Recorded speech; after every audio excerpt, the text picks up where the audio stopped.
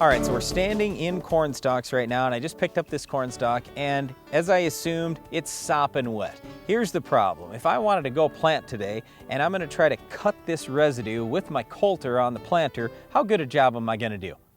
Probably not very good at all. And the problem is you can't get a farmer to wait until everything dries out. I don't want to wait on our farm. I'm saying go, we gotta go, we gotta plant today. Right, so what do you do with stuff like this in the springtime? Well, it really starts back in the fall. We use chopping corn heads on our farm. We strongly advise that you do that. That's definitely going to help you. But if you've got stuff like this in the spring, we want to talk about how you can manage that and still have a successful crop this year. All right, you talked about the chopping corn heads that we use on our farm. That's a great first step. Now, obviously, if you didn't do that last fall, it's too late for that to come into play. But I just wanted to hit back on last fall a little bit. Our farm, our area, we were pretty dry at harvest time, and a lot of guys were able to get out in the field and chop up any stalks if need be. But there were many areas across the country that were wet, and maybe in your area you were kind of wet in the fall and you thought, oh, I wanted to get some tillage done, but I couldn't get it done. Now here we are with these long stalks that are soaking wet in the spring. We've got to get some days of sun and a little bit of wind out there to try to dry things out. One of the best tools that I've found for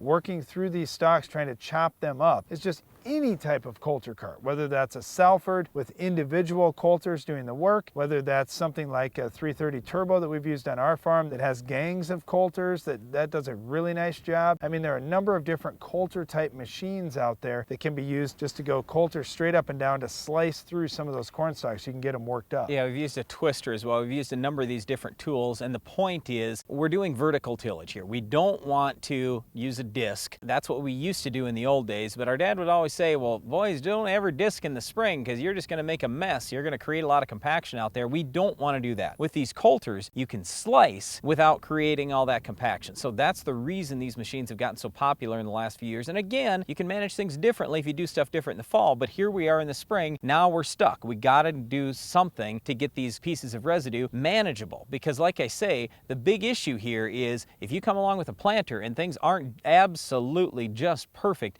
you're not going to slice that very well with your coulter, and then you're hairpinning residue, you're dropping seed on top of residue, and it's just not going to grow. That's not what we want. And you know, we've really been taking a hard look at our planter. We're putting precision planting equipment on our planter even. We're trying to do everything we can to maximize not just the stand, but also having the right placement out there, because we want every seed to come up at exactly the same day. Well, how's that going to happen if I've got lots of residue here, not very much there, no residue over there, especially if that's intermingled throughout the field? It's not going to work very well. One other big concern we've got with this residue is how are we going to get it to break down? It's one thing to slice it up and just manage it, but then how are we going to get it to break down? One of the things I like about those coulter type machines is that we are getting a little bit of soil mixed with those stalks. You're bringing all those microbes up, putting them right on the stalk so they can start breaking it down. And then when we think of fertility, if you're putting a lot of nitrogen out over the top, that residue is going to tie up a good share of that nitrogen, because the residue is so high in carbon, often 60 to 80 parts carbon to only 1 part nitrogen. And you need to get that down to more like 10 to 14 parts carbon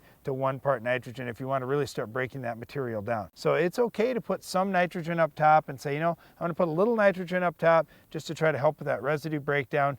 But if you want to have more nitrogen availability for your crop, you probably need to inject it underneath the soil. Yeah, and see, that's where I would disagree. I would say I want maximum breakdown, so I'm going to put not just nitrogen, but also sulfur and maybe some other nutrients right out on top, so I can flip that carbon and nitrogen ratio now. And everybody worries, oh, I'm going to have lots of the nitrogen tie up. Yeah, you are, but guess what? That nitrogen is going to come available for either this crop or the next crop if you get that carbon to nitrogen ratio. You may have to over apply the nitrogen a little bit in that case. Now, that may not be possible on all soils. If your cation exchange capacity is low, you may not be able to hold much nitrogen at any one point. Yeah, but you can't get that worried about that, because all of a sudden we got all this residue that's going to tie up the nitrogen. So that changes the equation a little bit. All I'm trying to say here is our topic is how do we manage this residue? And what I'm saying is put a bunch of nitrogen out and sulfur. And yes, I mean, you can't put 400 pounds out or anything like that, but get some nitrogen and sulfur out over the top. Use one of these coulter carts and do it as early in the spring as you possibly can. That's how you break that residue down faster. Okay, then the next thing, we talked a little bit about the planter, but you have to be set up